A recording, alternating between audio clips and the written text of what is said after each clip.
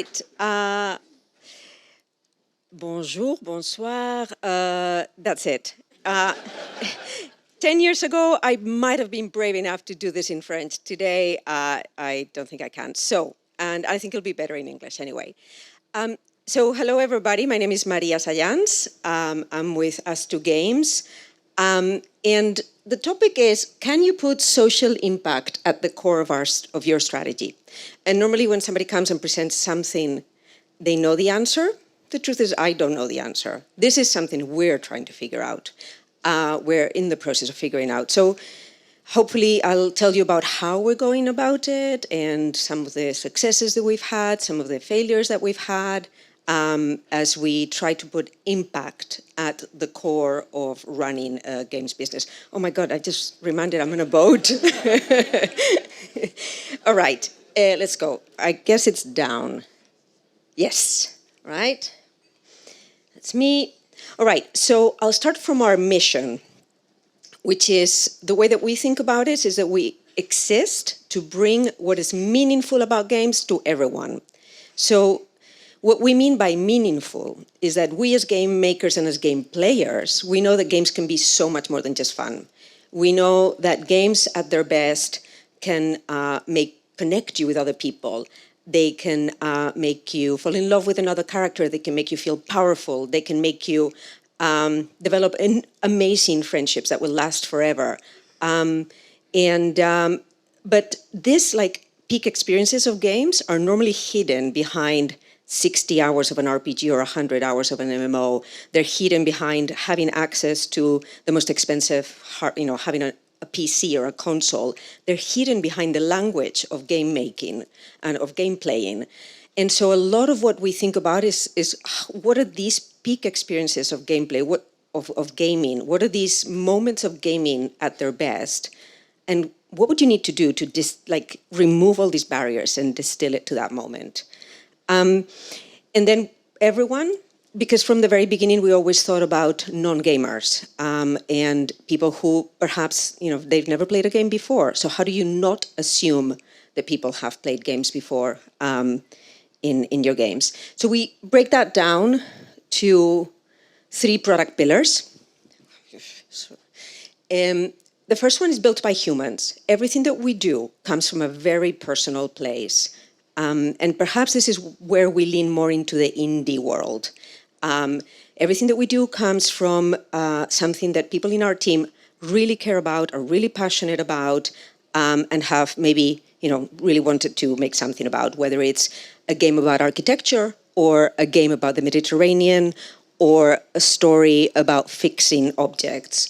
But then we switch it around really quickly and we make it player-centric. And this is perhaps where we share more with our history as a design agency. That's our background, that's where we came from. And maybe more professional gaming companies that put the player at the center of what they do. So we don't think about this really personal project as we try to make it not self-indulgent and try to make it universal. Everything that we do with pride. I guess this is kind of when people talk about quality and people talk about the visual, the visual polish and the sort of, pushing the medium forward. This is what we mean by pride. And then with meaning, like I mentioned earlier, meaning. So for us, it's like thinking of our games as like fables. On the surface, it's fun, but when you scratch a little bit deeper, maybe you've been left with something that you will treasure for a very long time. So our most famous game is Monument Valley. We made Monument Valley 1 and 2, and when they came out, when Monument Valley 1 came out, it was just this very fresh take on what games, mobile games could be. To date, we estimate that it's been played by it's had over 100 million installs between, a lot of these in China actually, between Monument Valley 1 and Monument Valley 2. And it won a lot of awards, including BAFTAs and Apple Design Awards. Another game that we made is Assemble with Care. And Assemble with Care is a game about repairing objects and giving the objects in your life a second hand but giving also the relationships in your a second chance, and giving the people in your life a second chance, and giving the relationships in your life a second chance. So it's about empathy, but it's about repairing. And we love it when people say, "Why am I, in the reviews? Why am I fixing a cassette player and I'm crying?"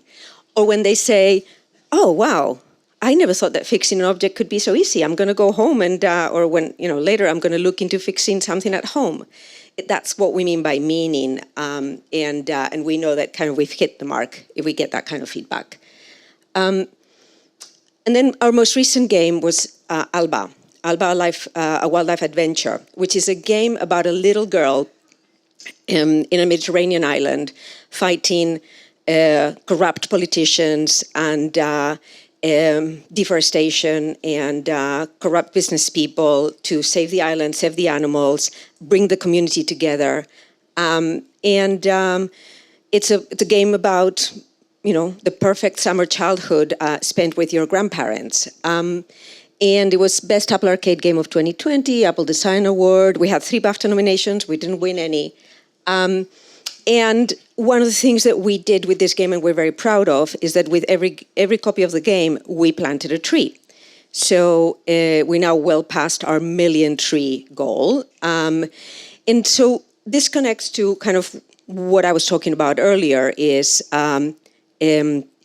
actually I wasn't talking about earlier, Marcial was talking about the fact that we're a B Corp. And so we became certified as a B Corp about 2.5 years ago. It was before the pandemic. So yeah, 3 years ago. And we found so B Corps are companies that are trying to be the best companies for the world. I wasn't aware of that one, but I'm going to remember that one now.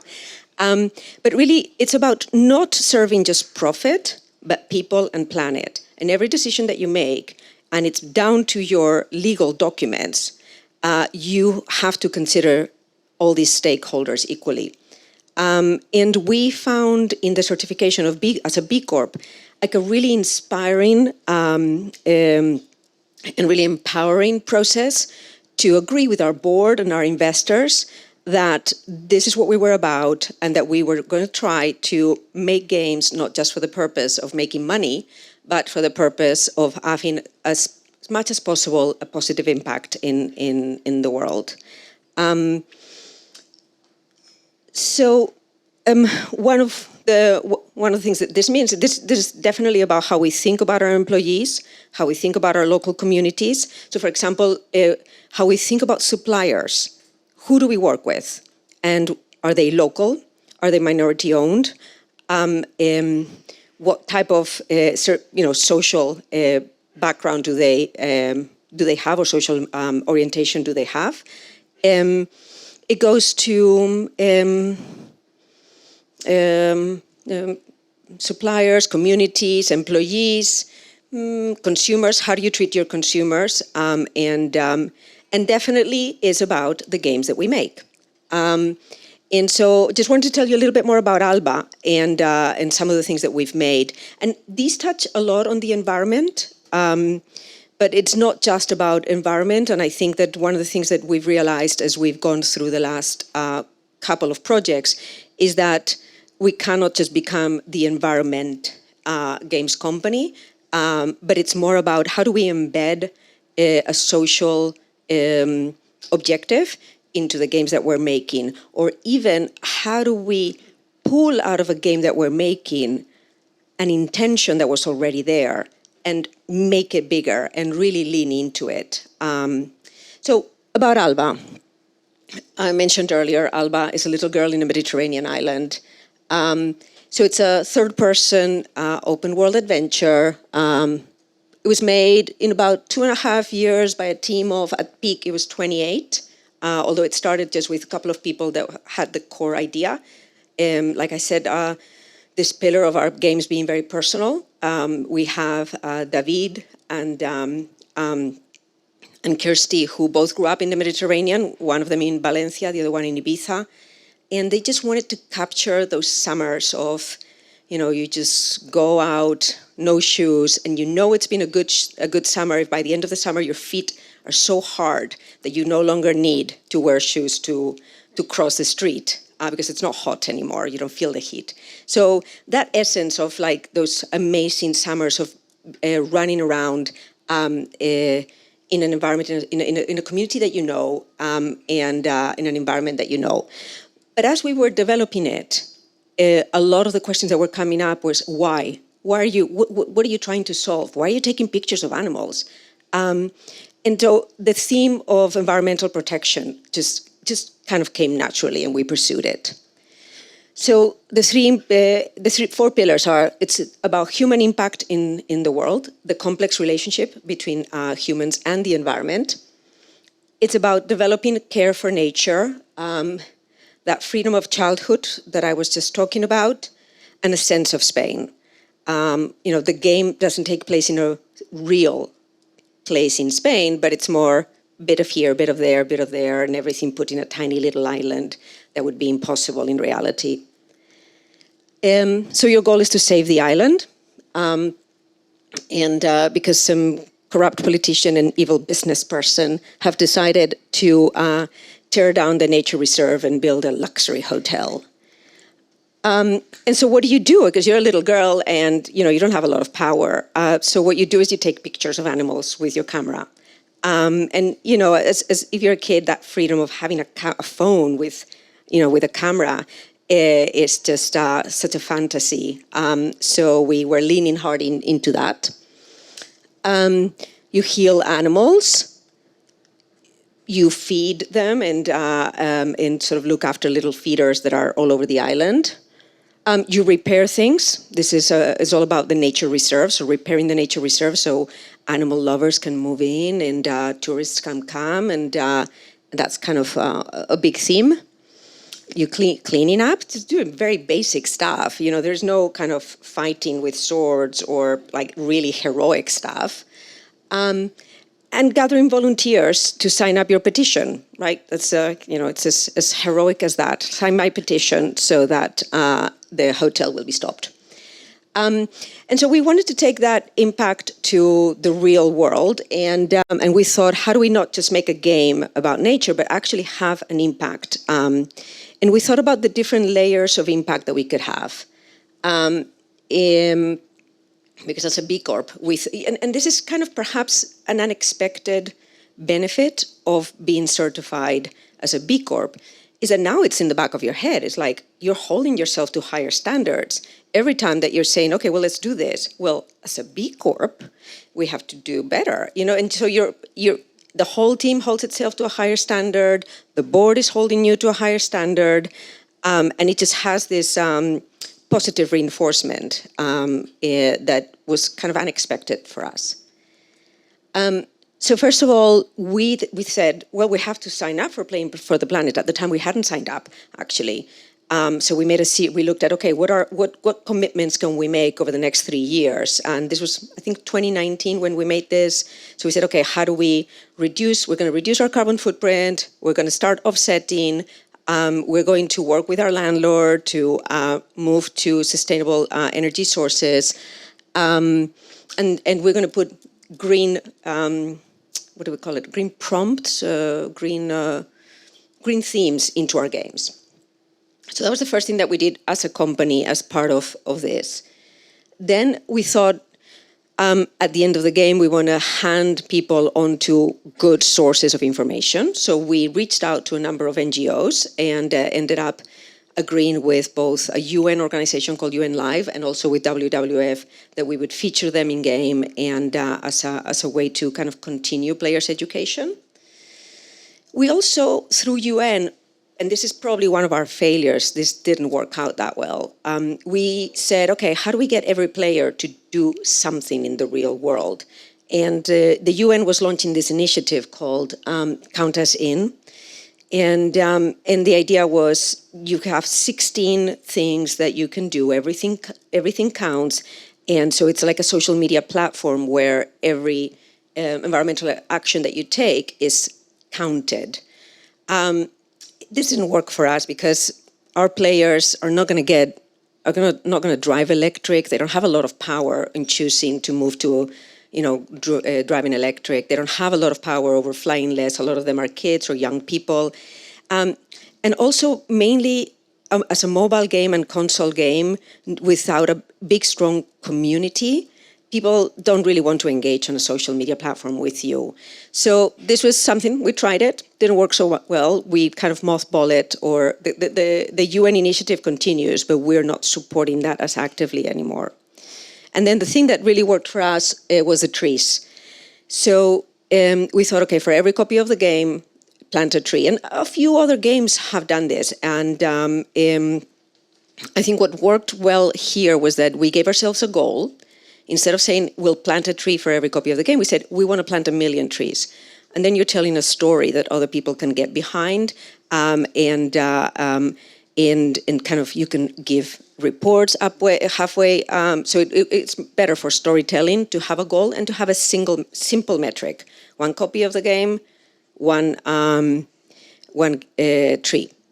And we chose a partner called Ecology, just because they're, we were using them personally in the office at the time, and we really liked them, and it worked. It was it was really easy, and all of their planting projects were gold certified, and also they had a really pretty website that we could put in front of our players to show the progress of the trees. So this one has worked really well. We're very, very pleased with this, and we're continuing to do it. And yeah, this is us celebrating our little award that we got from Ecology. And then, so this has also had the unexpected benefit of getting us a lot of visibility, a lot of love, and because more and more people are seeing this as something that is worth doing and worth celebrating. And perhaps, a lot of really good conversations have happened, particularly with our partners at Playing for the Planet, who are just amazing. But we won a few awards for this work. We also did something like that with Monument Valley too, at a smaller scale. So the challenge with Playing for the Planet at the Green Game Jam last year was, how do we use games that are already out there, that already have lots of players, to get green messages out? And so we thought, okay, Monument Valley 2 hasn't had any DLC since it launched. Can we do something around trees for the game? And so we created a new level called The Lost Forest. I think some of you might be familiar with Playing for the Planet, but it's an initiative trying to inspire gamers and using games to inspire them to care more for the planet and take action for the planet. Green nudges, that was the word I was looking for earlier, nudges. So this is Monument Valley 2. I spoke about it a bit earlier. And this is The Lost Forest. It's just it's a series of levels talking about preserving ancient forests and trying to create empathy between the player and that idea of magical ancient forests and the life of forests. And we were very inspired, and I don't know if I kept that slide. Did I keep it? No, I didn't keep it. But we were quite inspired by The Secret Life of Trees, and in fact, it's something that's still in our head, and maybe at some point we're going to revisit that idea of what's going on in forests, what's going on between trees, what's going on in the sort of these networks underground. But anyway, we created this level. We also, at the end of the level, you would get asked to sign a petition for governments to protect forests, I think at the time when we launched it, we generated like 15,000 petition signatures, it was another step in trying to use our games to have an impact. So what have we learned? Is that games can make a difference. All of us here know that games are incredibly powerful. And so it's, this moment where you feel this sense of, well, what are we going to do with that power, right? Oh my God, what are the possibilities here? And I think that through Alba, we suddenly realized that there are a lot of people out there trying to push certain society actions and certain initiatives and themes that just love working with games people, because they realize we've got the reach, we've got the interaction, and we've got the passion of our players.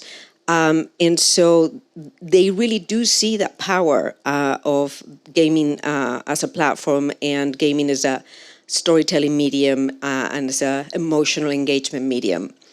So we learned that gamers form powerful communities, and that in a way I think that gamers are some of the most powerful activists in the world. I don't know, I was at EA for many years, and I was at EA at the time when EA got voted twice in a row as the worst company in the world. And that was next to, at the time of like big financial crisis, next to banks, next to, energy companies. To me, what that speaks to is to the power of gaming communities as activists. And I think it's a power that we haven't tapped yet in full, because gaming communities are hyper-connected, they're super sophisticated in how they speak to each other, in the memes that they create, and when they really care about something, they're gonna make a difference. So this idea of how do we tap into gaming communities to change, all the evils of society is, I don't know what the answer to that is, but I think it's a theme. That we as game makers are powerful, game companies are powerful. We have a platform that we can use, and the question is, what do we use it for, and how do we use it? We also learned, like I just mentioned, that there are experts out there that really want to work with you. So whether you want to make a difference in mental health, whether you want to make a difference in, in inclusion, in environmental work, in, women healthcare, whatever it is, there are experts out there who would jump at the chance of working with you, and who will be generous with their time, generous with their knowledge, and you'll figure out a way to work together. And then the other thing that we've learned is that it really is very good for for employee engagement, and even for marketing. So, like I said, there's this positive reinforcement, this positive cycle that goes beyond just the impact is positive for the company. I think that's me. Oh, and I just want to leave you, yes, with this quote that actually has really inspired us. So this is James Speth, who was a chair of the UN climate group, UN development group at some point, says, "I used to think that the top environmental problems were biodiversity loss, ecosystem collapse, and climate change. I thought 30 years of good science could address these problems. I was wrong. The top environmental problems are selfishness, greed, and apathy. And to deal with these, we need a cultural and a spiritual transformation. We scientists, we don't know how to do that, and that's where we come in." So thank you, guys.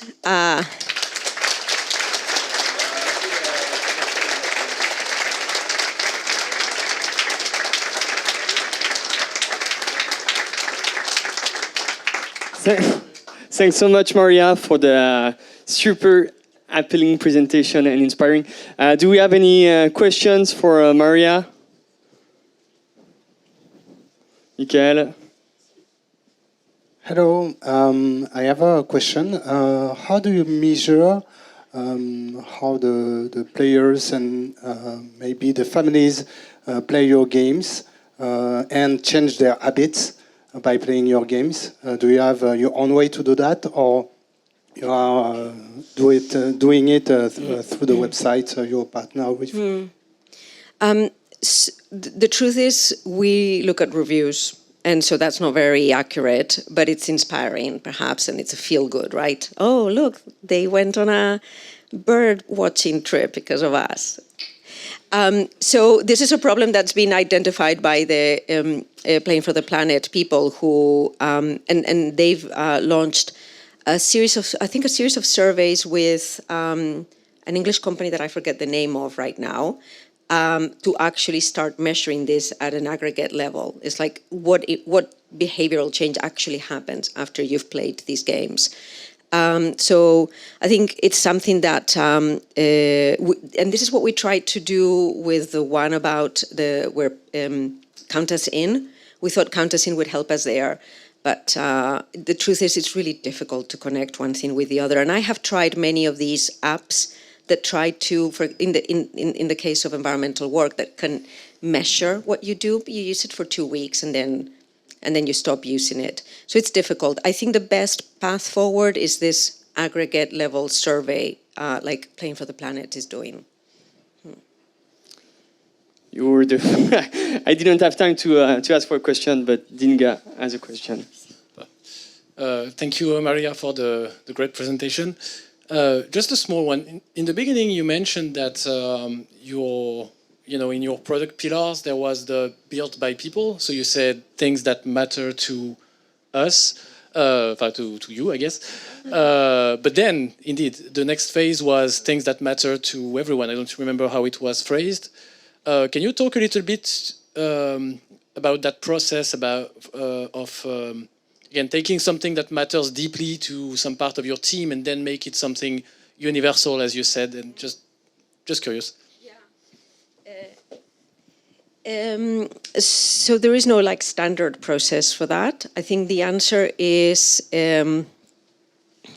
I'll give you two answers. One is, because of our background as a design agency, we test everything from the very. I mean, a lot of you guys come from mobile gaming, and so this isn't news to you, right? But I came from AAA, and we didn't do this so much. But the idea that you build a prototype and you put it in front of people right away, and you're not just looking at metrics, but you're actually asking them, how does it make you feel? What are you thinking right now?